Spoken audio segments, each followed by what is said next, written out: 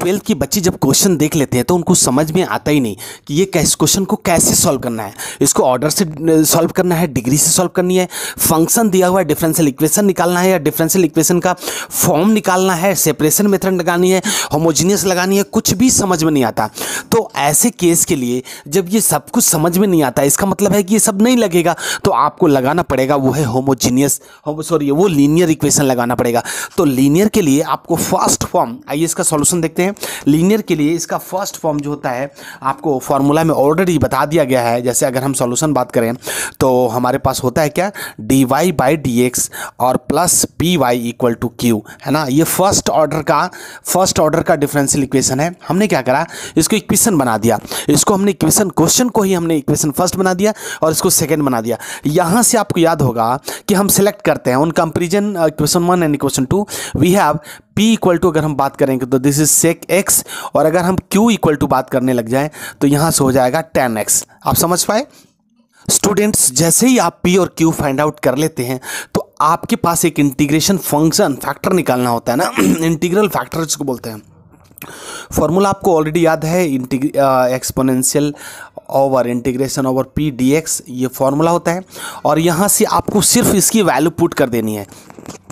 तो देखो ना, ये एक्सपोनेंशियल तो ही है और इंटीग्रेशन भी रहेगा, इसमें तो कोई चेंजेस कर नहीं पाएंगे।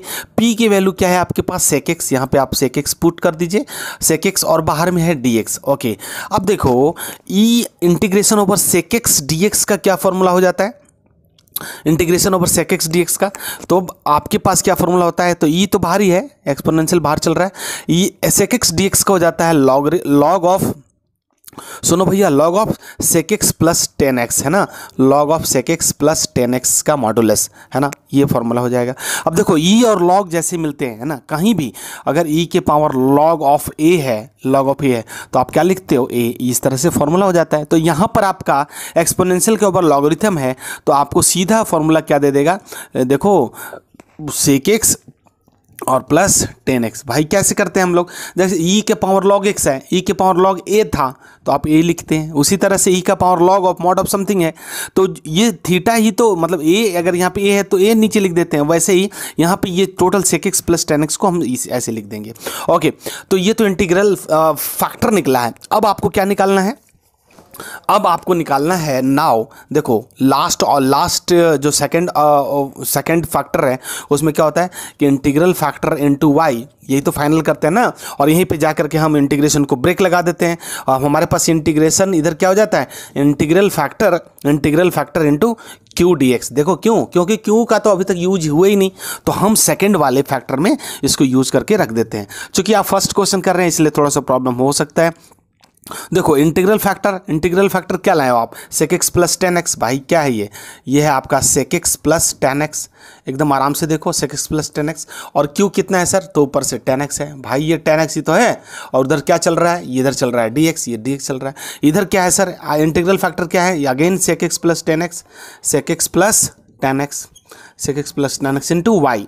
आपको क्या चाहिए, आपको चाहिए क्या, आपको चाहिए इसका इंटीग्रेशन फाइनल कर दो। इसका इंटीग्रेशन जैसे फाइनल करेंगे आपका आंसर हो जाएगा। थोड़ा और बोर्ड को नीचे कर देता हूँ, देखो sec x यहाँ से और 10x, sec x 10x का इंटीग्रेशन, देखो इंटीग्रेशन ओवर लिख देता हूँ मैं sec x 10x dx, और फिर से plus integration over tan square x हो जाएगा ना जी, tan स्क्वायर x dx।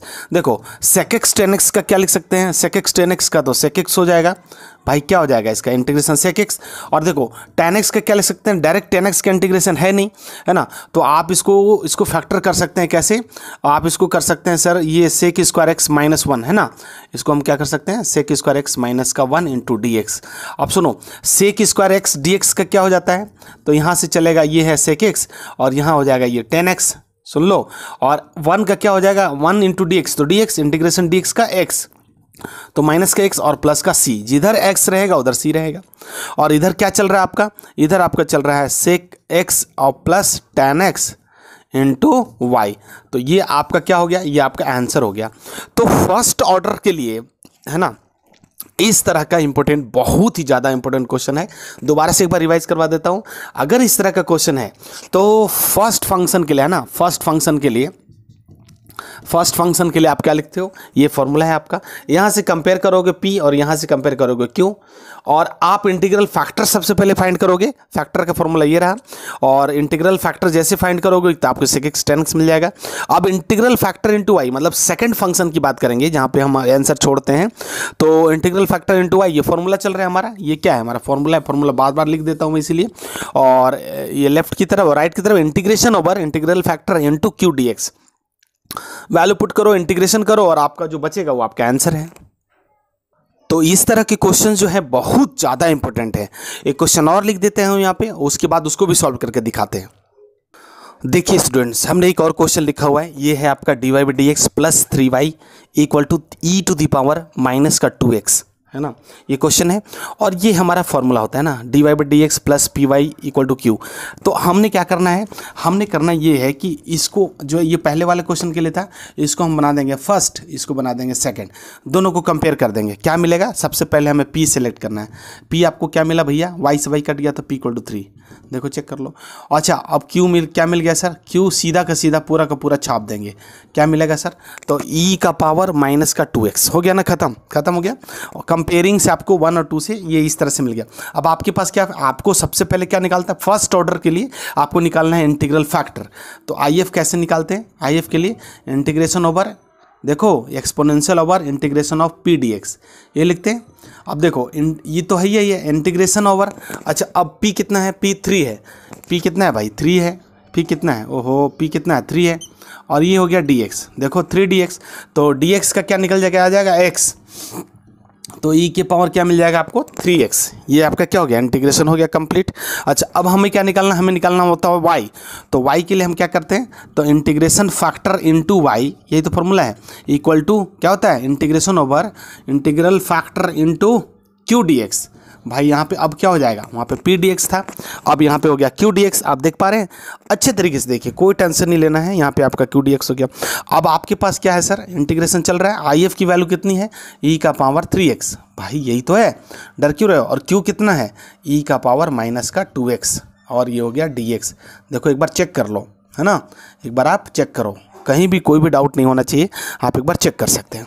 अच्छा अब हम क्या करेंगे, दोनों को सेट कर देंगे। e का पावर 2x 6/3, कितना आसान से हो गया, e का पावर x, भाई 3x में से 2x चला जाएगा, और ये हो गया आपका dx। और मार्कर गिर गया, इंटीग्रेशन ओवर रखेंगे। अब देखो इंटीग्रेशन ओवर इसका क्या निकल सकता है, इसका तो e का पावर x का कुछ भी नहीं कर सकते ना, तो हम लोग हमेशा से क्या लिखते हैं, e का पावर x और प्लस का c, ये लिख देते हैं। और लेफ्ट में क्या चल रहा है आपका, इंटीग्रल फैक्टर क्या है आपका, e का पावर 3x इंटू का y। अब यहाँ से y जब आप निकालेंगे, एक स्टेप यहाँ ले लेता हूँ, अगर आप y निकालते हैं भाई तो क्या है, इधर चल रहा है आपका e का पावर x और इधर से आके डिवाइड कर देगा, e का पावर 3x, है ना, 3x इधर से नीचे चला गया, डिवाइड हो गया, तो e का पावर 3x हो गया।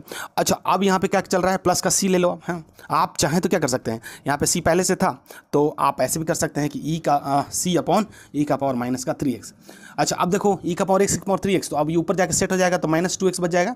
और इन दोनों को क्या मिला के कर सकते हैं आप, इनको मिला के कर सकते हैं ये तो 3x ही रहेगा, ऊपर जाएगा तो e का पावर माइनस 3x और c, तो कुल मिला के इनको आप c, इस c को हम बाहर भी लिख सकते हैं, है ना, या इंटू देके c बड़ा सा लिख दो, तो ये आपका क्या हो गया, ये आंसर हो गया, ये y इक्वल टू दिस। इस तरह के क्वेश्चंस हैं, इसको आपको सॉल्व करना है, आराम से सॉल्व करिए। ये ऐसे क्वेश्चन ही हैं जो पेपर में अक्सर पूछते हैं, अक्सर पूछा जाता है, और रिवाइंड करके आप बैक करके बार बार देख सकते हैं, एक बार 2 बार 3 बार। ये सारे क्वेश्चंस को ना, 1-2 क्वेश्चन को ये काफ़ी ढूंढ के हमने निकाला है। सैम्पल पेपर जितने भी अभी रिलीज़ हुए हैं 2022 के लिए मैथमेटिक्स के लिए, और जितने भी गाइडलाइन में जो इंपॉर्टेंट क्वेश्चन है, वो मैथ्स मिरेकल आपको सीरीज़ बना के पर डे देगा। आपको लगातार मैथमेटिक्स देखते रहनी है और आपको प्रैक्टिस करते रहनी है, क्योंकि प्रैक्टिस ही आपको परफेक्ट बना सकता है। तो बस इस वीडियो के लिए इतना ही, मिलते हैं किसी अगले वीडियो में, तब तक के लिए जय हिंद।